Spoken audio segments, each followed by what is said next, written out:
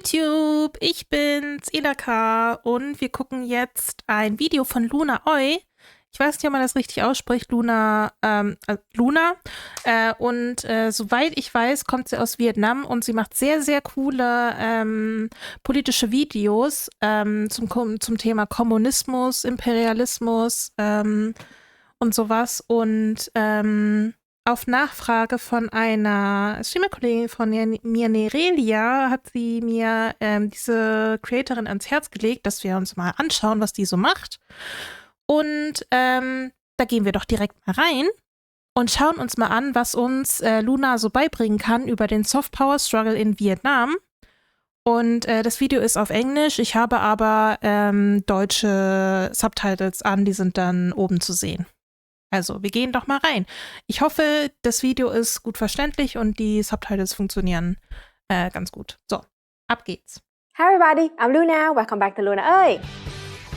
Luna Oi, okay. Today's video is my full speech for ChaiCon's Hands Off Asia event. If you want to watch the whole event with a lot of other great speakers, there's a link in the description. I only had 10 minutes to talk, but I had a lot more to talk about. So this is the full version of my speech about Vietnam's resistance war against imperialist soft power. Hope you enjoy it. Hi everyone, I am Luna, a Marxist-Leninist translator and content creator from Vietnam. Sie ist Marxist-Leninist Translator. Okay, Moment. I am Luna, a Marxist-Leninist translator and content creator from Vietnam. It is an honor for me to be here today, right on our very special day of celebration of the liberation of Saigon and the reunification of Vietnam. 51 years ago on this day, April 30, 1975, marked the great victory of Vietnam's communist forces in the resistance war against the imperialist USA. And as proud as I am to remind you of that hard-won victory, I have to admit, I also feel some frustration whenever I speak on the topic of Vietnam's resistance war against the imperialist USA. And that's because there is a tendency among Western leftists to fetishize and over-index on the war. When I say fetishization, I am referring to a flattening of the Vietnamese experience. It seems that many Westerners believe that Vietnamese history began in 1965 and ended in 1975. I believe that Hollywood plays a role in developing this mindset, since Vietnam is only ever portrayed in war films, and even then, only from the perspective of American soldiers. In this cinematic version of Vietnam, das ist ja auch der Fall, wenn es zum Beispiel um den Zweiten Weltkrieg geht, also World War II. Da wird auch die Teilnahme und die tatsächliche Rolle, die zum Beispiel die Sowjetunion dort gespielt hat, so ein bisschen außen vor geschoben und die USA wird so ein bisschen als der Held propagiert in den ganzen Hollywood-Filmen und Medien und Serien und sowas, ne? Das macht die USA ganz gerne, sich als den Held darzustellen, den sie in den meisten Fällen aber gar nicht ist. The trauma of the war is objectified and essentialized, and the revolutionary spirit of the Vietnamese people is erased. The fetishization of the war experience of Vietnam deletes all of the important history that happened since 1975. Notably, we won the war. This is often sort of an afterthought for Westerners. Our armed struggle is often glorified. But what's ignored are the decades of revolutionary struggle which laid a foundation for our armed struggle, as well as the decades of struggle which we've engaged in since. Without the formation of the Red Unions in the early 1920s, or the secret organizing of Communist Party organs through secret meetings in the 1930s, or the resistance struggle and mutual aid networks which were developed against fascist Japan in 1940s, there would have been no basis for... Japan war mal faschistisch? Ich dachte, die haben immer nur coole Sachen gemacht, wie Anime und Manga.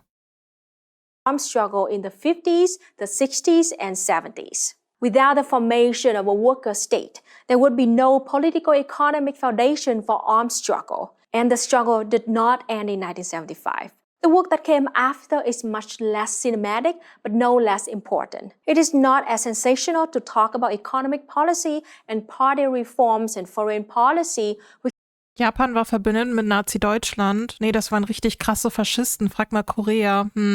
Ich habe Also dadurch, dass ich halt, also kann auch sein, dass das nicht so arg viel damit zu tun hat, aber ich bin ja damals aus der Schule geflogen, ab der 9. bzw. ab der 10. Klasse und habe bestimmte Dinge, auch dadurch, dass ich sehr viel in der Schule gefehlt habe, geschichtlich nicht so besonders viel mitbekommen. Aber ich müsste mich mal ein bisschen mehr informieren, was es für faschistische Regierungen in der Vergangenheit eigentlich so gegeben hat. Ich habe nicht besonders viel Ahnung von Historie und von bestimmten Ländern oder so. Ich glaube, da muss ich ein bisschen näher ran. Wenn ihr da irgendwelche Empfehlungen habt zur Dokumentation oder so, packt das gerne in meinen Streamfinity, dann kann ich mir das angucken.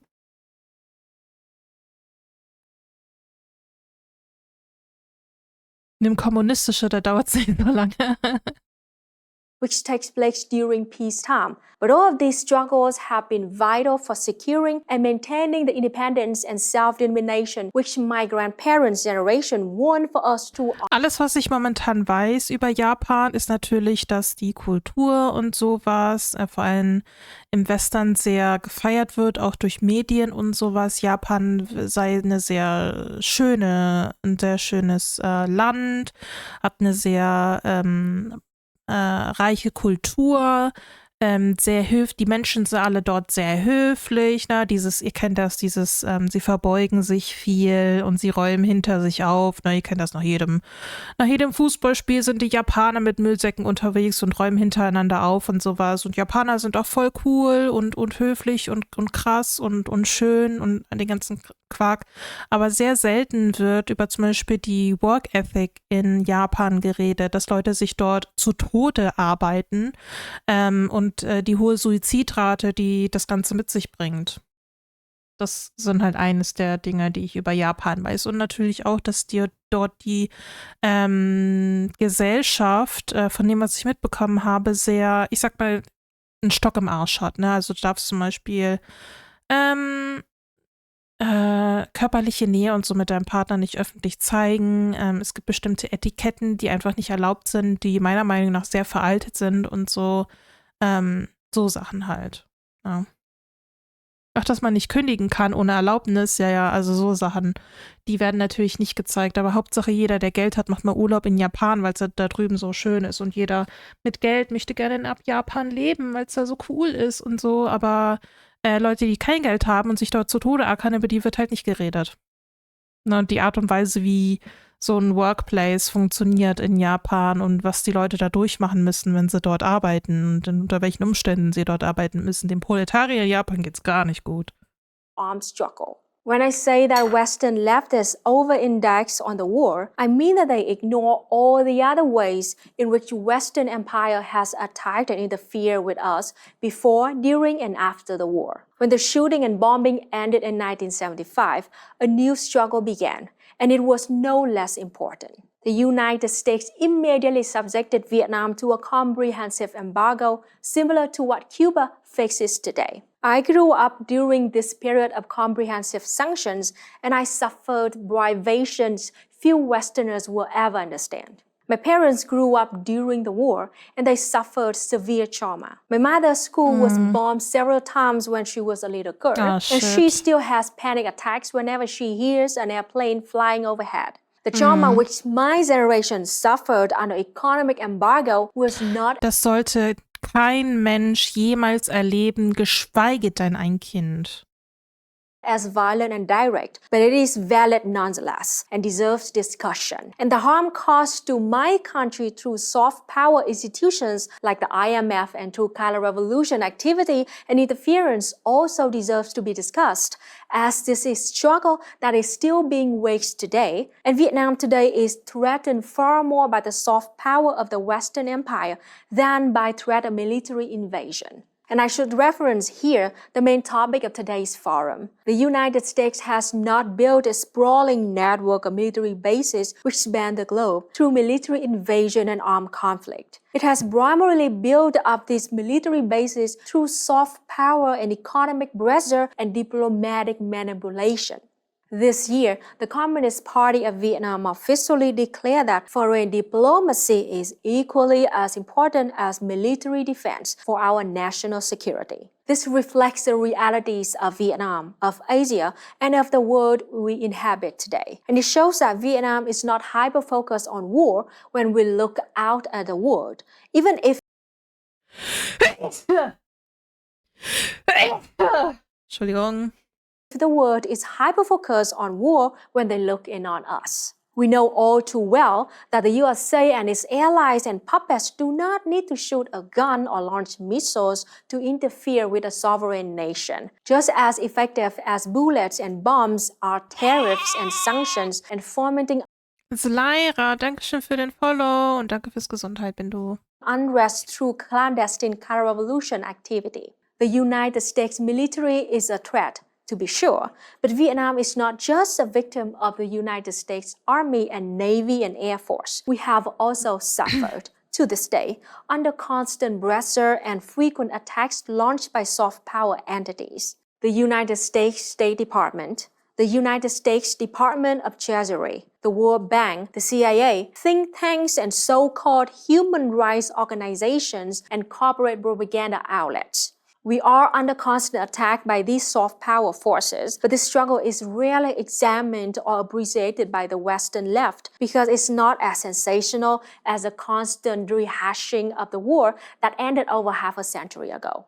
All that said, let me make this clear. Just as I don't want you to over-index on the war in Vietnam, I don't want to under-index on it myself. In Vietnam, we look at politics and society through the Marxist framework of historical materialism, which demands that we seek a historic and comprehensive viewpoint when never examining any subject. The war was, indeed, a critical chapter of Vietnamese history, and it does have a ripple effect which impact and influence our nation and the entire world to this day.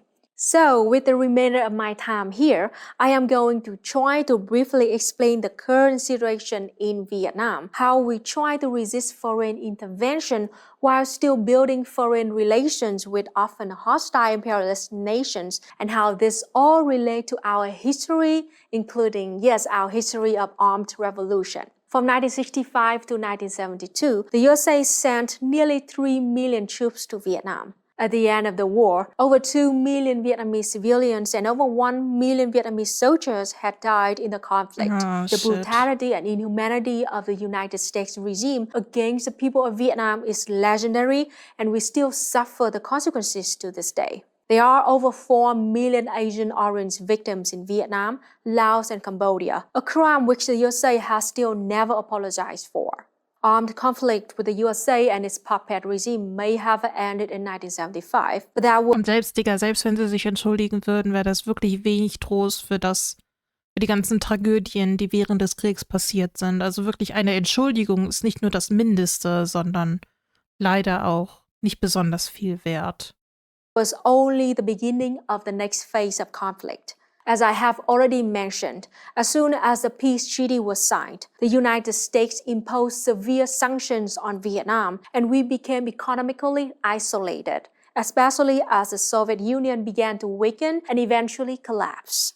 Vietnam was devastated by the war. Our civil infrastructure and industry had been bombed into non-existence, and we could not trade with most other nations. We couldn't buy seeds, oil, fertilizers, medicines, and so on, all because of the USA. By the late 1980s, Vietnam was on the verge of nationwide famine. Millions of lives were at stake, and our only strong ally, the USSR, was no longer in a position to help. For all these reasons, in 1986, Vietnam developed the program of Đổi mới, which means renovation. In order to secure money from the IMF, Vietnam allowed privatization and the development of a market economy.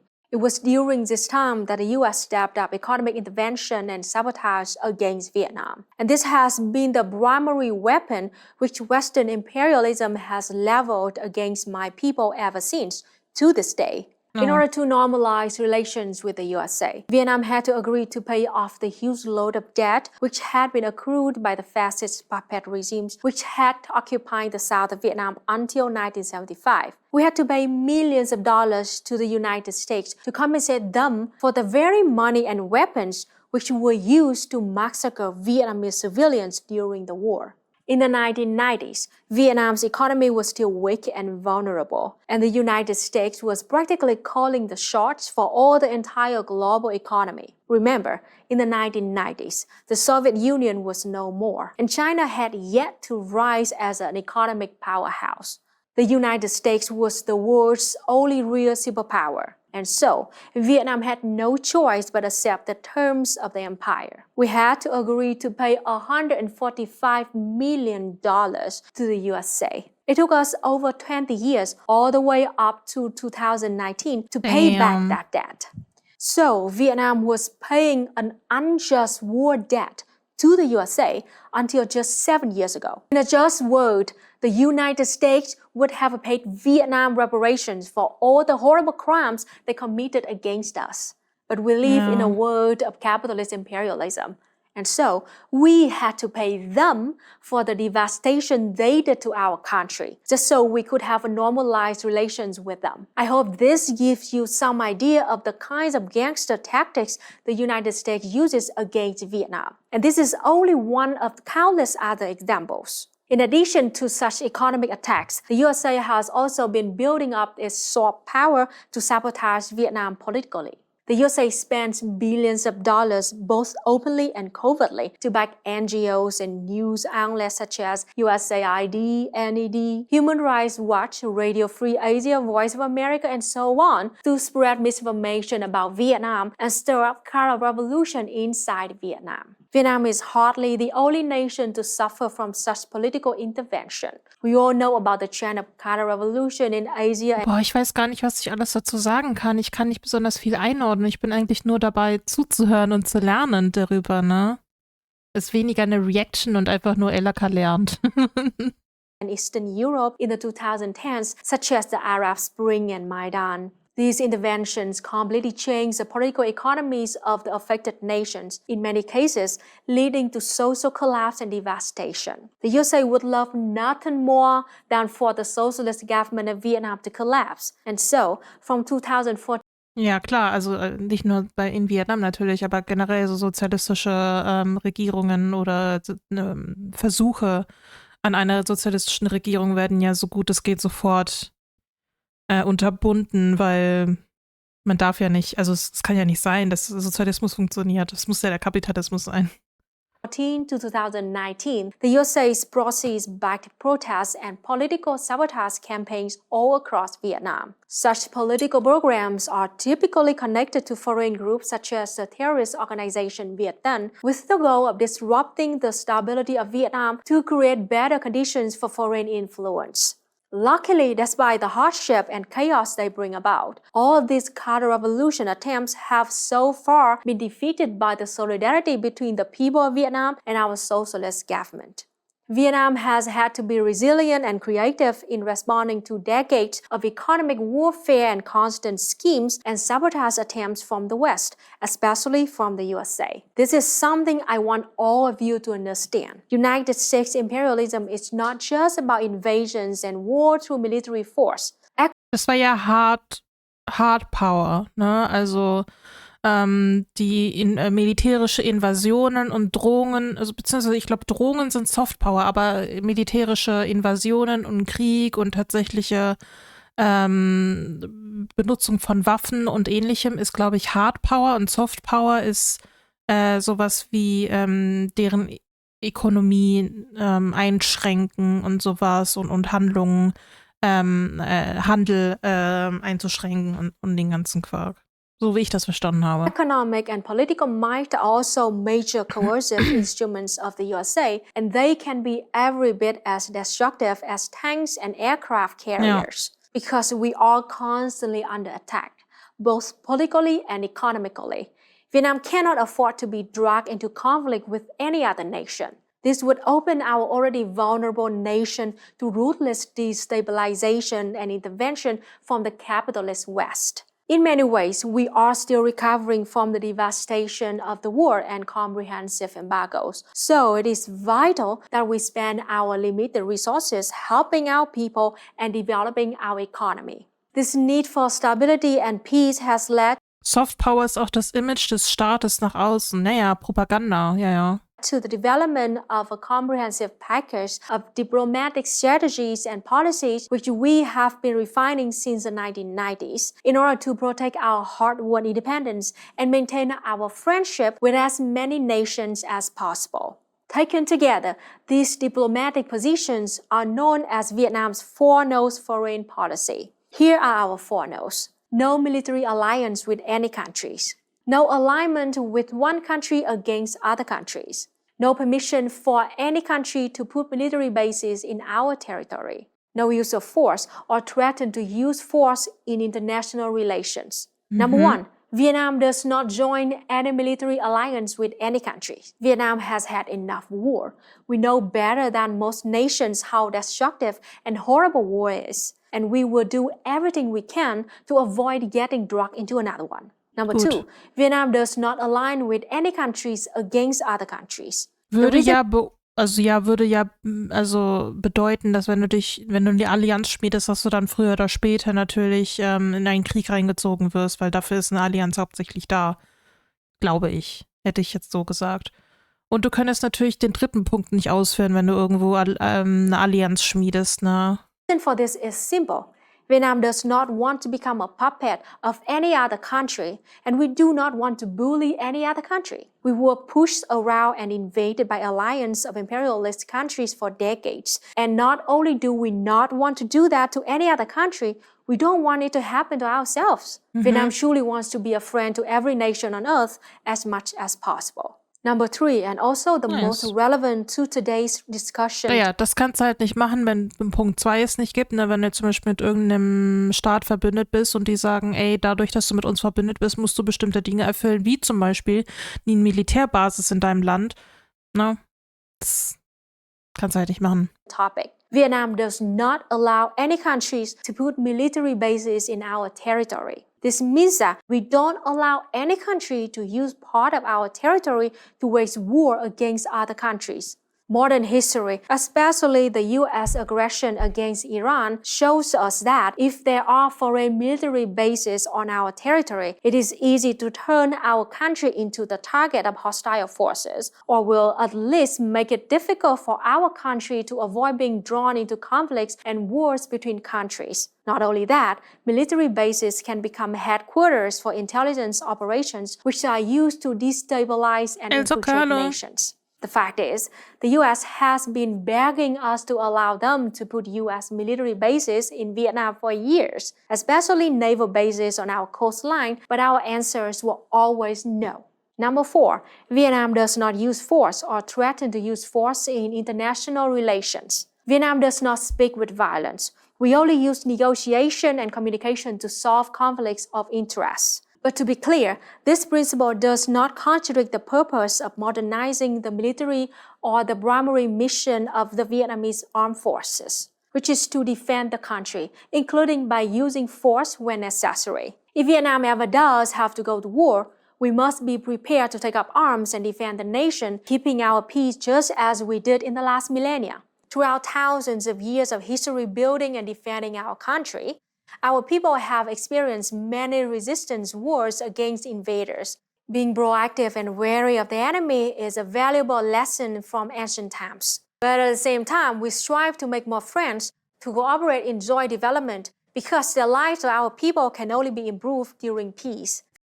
Naja, also sich zu verteidigen ist ja genauso scheiße, ne? Also du tust ja dann auch Menschenleben, nutzen für die Interessen eines Staates.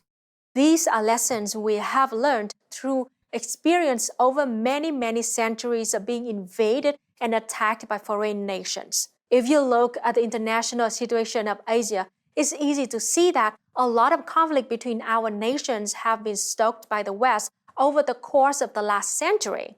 Of course, war and conflict is not new to Asia, and some of our nations have had tensions and conflict since long before the USA was ever even founded. But it is undeniable that the USA has leveraged such existing conflicts and manufactured new ones to keep Asian nations at each other's throats instead of working together to build a stronger and more peaceful region. Vietnam is one of the few nations in Asia that has managed, for the most part, to avoid conflict with our neighbors going back to the 1990s. Certainly, things are not perfect, but I believe that for the most part, our four-nose policy has been a resounding success, and I believe that it's a formula that can be easily adopted in any nation without too much modification. Vietnam has a unique history which has allowed us to develop these policies, but there's nothing particularly special about Vietnam that allows us to employ these strategies. Wherever you are in Asia,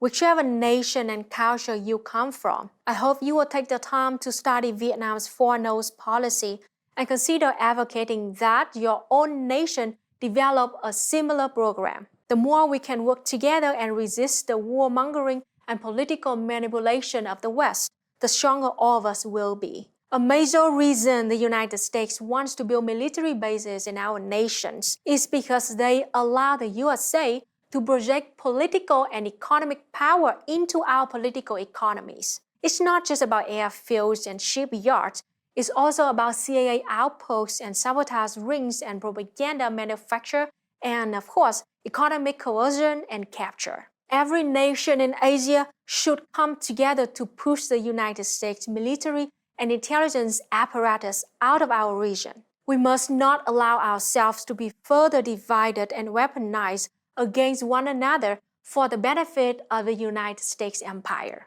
The Iran war has shown us that allowing United States military bases within our borders will not protect us. These military bases will only destabilize us and endanger us and make us puppets of the USA. Hands off Asia. Solidarity.